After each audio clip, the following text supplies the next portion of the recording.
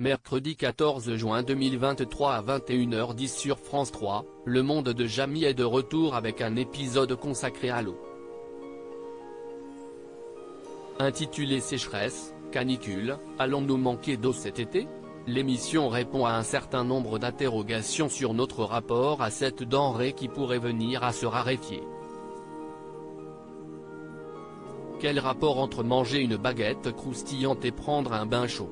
La quantité d'eau nécessaire: il faut en moyenne 150 litres pour fabriquer le pain, du champ de blé à la confection, comme pour remplir une baignoire. Or, le précieux liquide pourrait venir à manquer. La surconsommation de notre mode de vie dépasse très largement la vitesse du renouvellement de cette ressource. Dans ce nouvel épisode fascinant du monde de Jamy, sécheresse, canicule, allons-nous manquer d'eau cet été? Diffusé mercredi 14 juin 2023 à 21h10 sur France 3, le savant à lunettes nous aide à mieux comprendre l'eau et surtout à la sauvegarder.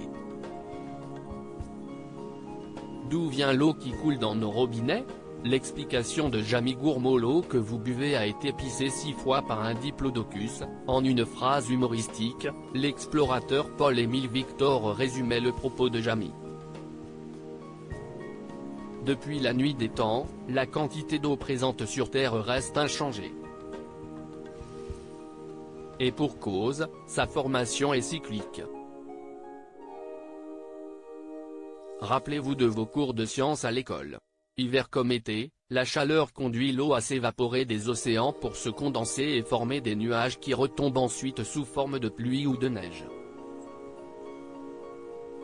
Les gouttelettes rejoignent alors les sols et les cours d'eau. Un procédé intangible, ou presque. Le réchauffement climatique perturbe ce cycle vertueux et cause des sécheresses. Pour éviter de se retrouver à sec, il faut donc faire attention à sa consommation. Les petits gestes du quotidien pour éviter une pénurie d'eau. Depuis 2022, la crise énergétique est devenue une préoccupation nationale. Si bien que le président de la République a appelé chacun à réduire sa dépense en électricité et en eau par des petits gestes du quotidien. Concrètement, il s'agit de fermer le robinet quand on se brosse les dents, de prendre des douches plus courtes et de préférer le lave-vaisselle à l'éponge, car cela consomme moins. Couplée à la sécheresse, la crise a aussi apporté son lot de restrictions dans nos jardins: interdiction d'arroser, de remplir la piscine ou de laver sa voiture. Le but? Éviter que certaines communes se retrouvent sans eau potable en plein pic de canicule.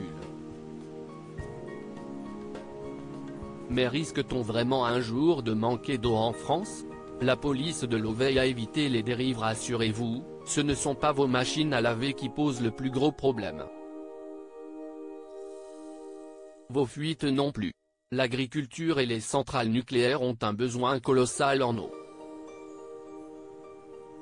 Si bien que des régulations s'appliquent là aussi pour les obliger à respecter la nature. Pour traquer les contrevenants, la police de l'eau veille au grain. Elle démantèle régulièrement les bassins de récupération illégaux, débusque les fraudeurs et arbitre les conflits souvent houleux entre industriels et défenseurs de l'environnement. Des mesures salutaires pour nous assurer un accès durable à cet élément indispensable à la vie.